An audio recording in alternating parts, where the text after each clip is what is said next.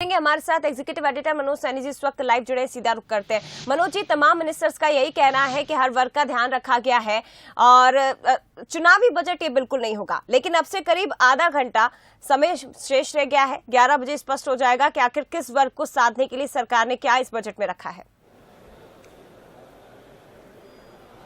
देखिए, निश्चित रूप से इस बजट में 2023 ना ही है, क्योंकि अब समय बहुत कम है। और वैसे भी यदि हम देखें पूरे कार्यकाल को भारतीय जनता पार्टी सरकार के, तो उतना समय जो 5 साल का वक्त मिलता था वो मिला नहीं, क्योंकि करीब करीब 16-17 महीने कांग्रेस की सरकार रही। उसके बाद जो समय मिला, कुछ साल कोविड में चले गया। कोविड के बाद जो जितना समय मिला है उसमें सरकार ने बेहतर काम करने का काम किया, जैसा दावा सरकार की तरफ से किया जा रहा। लेकिन इस बजट में निश्चित रूप से हर वर्ग को साधने का प्रयास होगा। नई जो योजना दिखाई दे रही है, लाडली बहना, जिसको भारतीय जनता पार्टी की सरकार, शिवराज जी की सरकार ये मानकर चल रही कि 2023 में ये योजना बड़ा काम आने वाली है, तो उसको लेकर एक अलग से बजट दिखाई देगा। लेकिन हर वर्ग को साधना, खासकर किसान, युवा, इन सब को लेकर इस बजट में, लेकिन पहली बार ई बजट पेश किया जा रहा है, तो निश्चित है कि बहुत कुछ अलग करने का प्रयास किया गया। जगदीश देवड़ा से जब बात हुई थी बंसल न्यूज की, तो उनका भी यही कहना था कि सर्वस्पर्शी बजट होगा। सर्वस्पर्शी का मतलब ये है कि हर वर्ग को छूने का, लेकिन पर्यटन की क्षेत्र में कुछ नई संभावनाएं होती हुई दिखाई देगी, जैसी चर्चा की जा रही है। खासकर पर्यटन को बढ़ावा देना, युवाओं को नई रणनीति के साथ, स्किल डेवलपमेंट के साथ कैसे आगे बढ़ाना, ये सब उसमें नजर आएगा, जैसी जानकारी आ रही है। मेरे साथ सूरज इस वक्त है, सूरज से भी बात कर लेते। सूरज, क्या कहेंगे? हम देख रहे हैं कि सभी लोग पहुंच गए, थोड़ी देर में बजट की कार्रवाई शुरू हो जाएगी, लेकिन जब ई बजट की बात करते हैं तो ई बजट में क्या कुछ नया?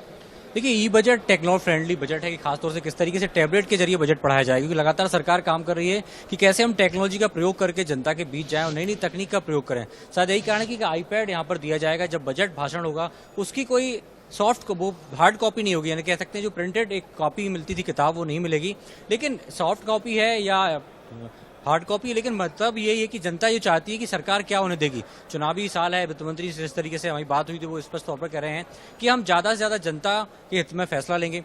एक बड़ी योजना, सबसे बड़ी योजना जिसका सरकार लगातार बखान कर रही है, कई मंचों में मुख्यमंत्री कह रहे हैं कि लाडली बहना योजना, ताकि महिलाओं को कैसे 1000 रुपए प्रति महीना भत्ता दिया जाए, ताकि उनकी आर्थिक स्थिति बेहतर हो और घर के कामकाज में कैसे वो पैसा खर्च कर सकती हैं।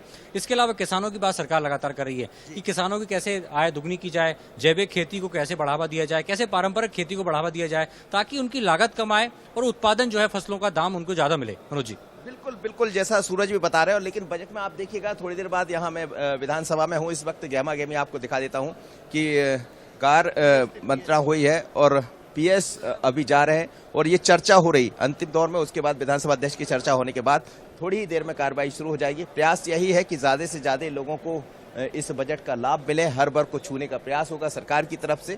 लेकिन थोड़ी ही देर में जया इस बजट जो सदन है शुरू होने वाला है, और क्या क्या होगा तो इंतजार हमें भी है, इंतजार आपको भी है, इंतजार दर्शकों को भी है। लेकिन ये मानकर चलिएगा कि ये बजट चूंकि चुनावी बजट है, जो हमारा सिलक आज है भी, स्लोगन भी है, तो उसी चुनावी बजट की झलक इस पूरे बजट के दौरान दिखाई देगी। निश्चित तौर पर तमाम मिनिस्टर्स भले इस बात से इनकार करें कि चुनावी बजट नहीं है, लेकिन ऐसा संभव नहीं है, क्योंकि इस साल मध्य प्रदेश में चुनाव होना है। ऐसे में सरकार के लिए बेहद जरूरी है कि वो हर वर्ग का ख्याल इस बजट में रखे।